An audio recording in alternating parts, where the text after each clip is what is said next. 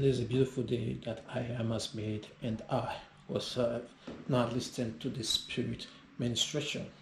Now, old ways won't open new doors.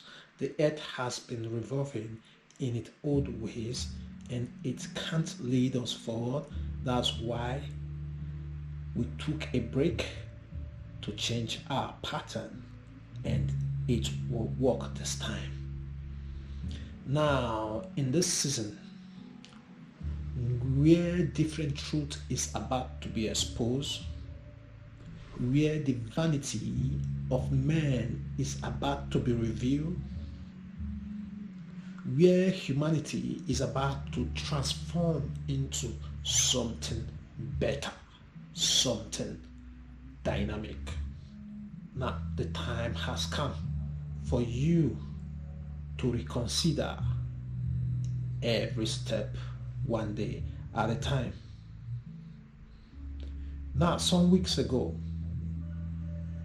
we had some negative comment about some personality. And even now, further after the outbreak of this epidemic, when this has started, we'll keep hearing different levels of truth being exposed to the surface. Now, I pass this great information to our African leaders. Now, a lot has gone on in this continent.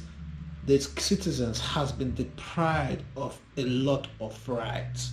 Now, the time has come for you to take responsibility, for you to know what to do with the resources of the people.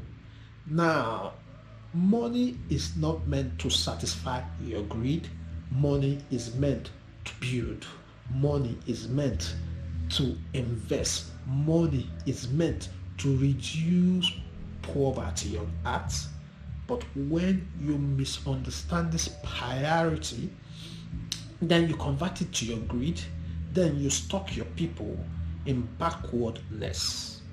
Now, we've been suffering backwardness in this continent because of misplaced of priorities of our leaders, not knowing what to do with money. Money is not to satisfy your greed.